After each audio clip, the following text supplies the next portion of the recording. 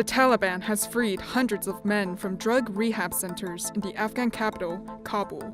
نو اسلامي امارات خو تاسو شفقت او لوريانه وکا نو تاسو به کلک هوټ کوي او لدی ورسته به زموږ سره وعده کوي چې بیا به نشي توکي نه استعمالوي.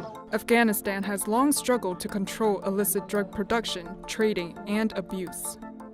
The country's official narcotics bureau estimates that about 3.5 million Afghans are now addicted to drugs.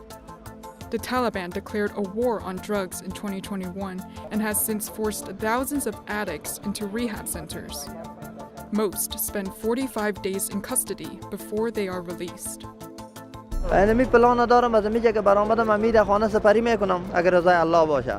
فقط اگه بعدم سر وظیفه میرم بدار. کلچه پساسم 12 سال 73 مدل که کلچه را یادارم و بدار اینجا چرا ما پس برم دامال خراب.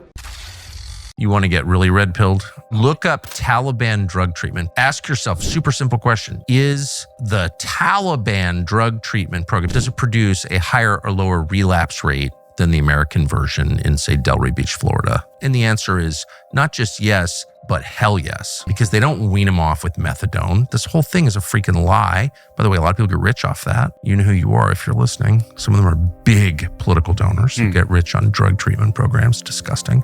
And it doesn't work. It works for some small percentage, but it doesn't work for most. That's for sure. And a lot of them die and they never lead productive, joyful lives. And the Taliban have a faith-based, I know I'm going to probably get pulled off YouTube for saying this, but it's true. I'm saying this as a Christian, not a Muslim. They have a faith-based, no-nonsense, zero intoxicant policy in their rehab, and it works, and ours doesn't.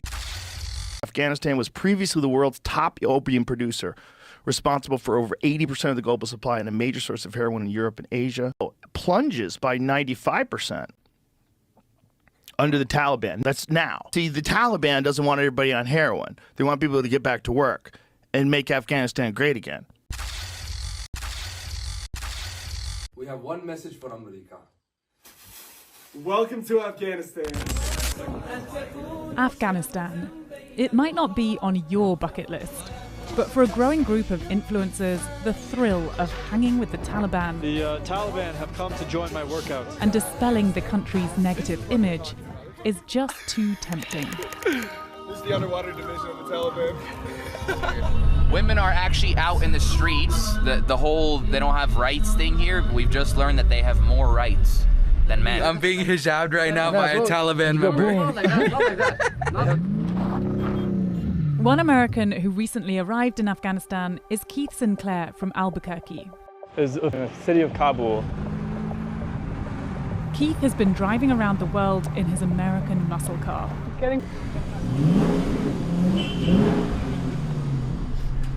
So do you have a routine? First thing I do is find a gym. Are there good gyms in Afghanistan?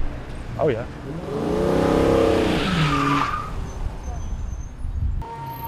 What's your impressions of Afghanistan been? I had good expectations and they've actually been blown out of the water in terms of hospitality and kindness from the Taliban. The Taliban you found to be very kind?